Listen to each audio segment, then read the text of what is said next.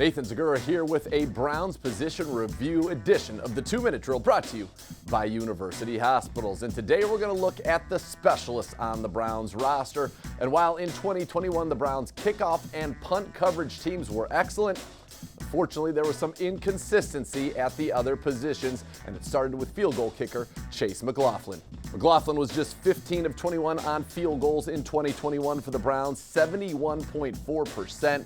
The Browns kickers as a whole had the lowest field goal percentage in the NFL. That's something that must improve going into 2022. Mclaughlin was just 4 of 10 on kicks from 40 to 49 yards, but was 4 of 4 from 50 plus and 36 of 37 on extra points. As I talked about earlier, he was excellent on kickoffs, and the Browns kick coverage teams were amongst the elite in the NFL, yielding one of the lowest average starting field positions in all of the league. Mclaughlin is a restricted free agent headed into the 2022 season. When it comes to the kicking position, in addition to Mclaughlin, the Browns also have Blewett on the roster. Blewett appeared in 2 games with the Washington football team in 2021, going 2 of 5 on his field goal attempts and going 2 of 2 on extra points. He was cut by the Washington football team and spent time on the Browns practice squad. He is signed to a reserve futures contract.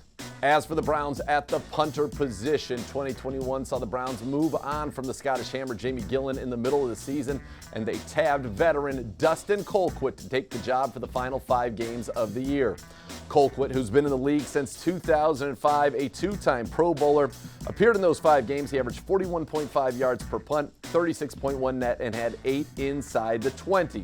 In addition to Colquitt, who is an unrestricted free agent headed into 2022, the Browns also recently signed Joseph Charlton, who was an undrafted free agent in 2020 who began his career with the Carolina Panthers. He's also spent some time with the Jacksonville Jaguars, appearing in 21 career games, has 29 punts inside the 20, and a 44.3-yard average. He's 6'5" and can boom the ball.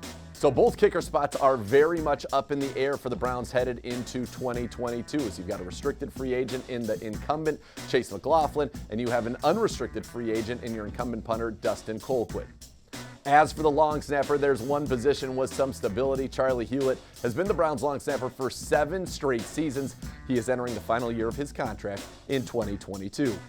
And as for the returners, the Browns leaned heavily on their rookie class. On the kick return side, it was Anthony Schwartz, 15 returns for 322 yards, the most on the team. He had a long return of the year at 35 yards, averaging 21.5 per kick return.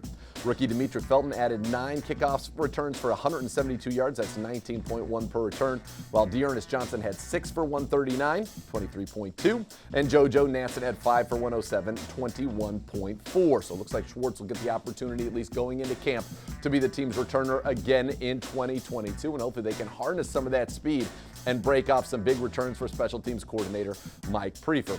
On the punt return side, again, it was the rookie Demetric Felton. He led the team with 32 punt returns for 227 yards with a long return of 24 yards. That's 7.1 per return. And for his work, he was named the Pro Football Writers of America's all-rookie punt returner on their all-rookie team.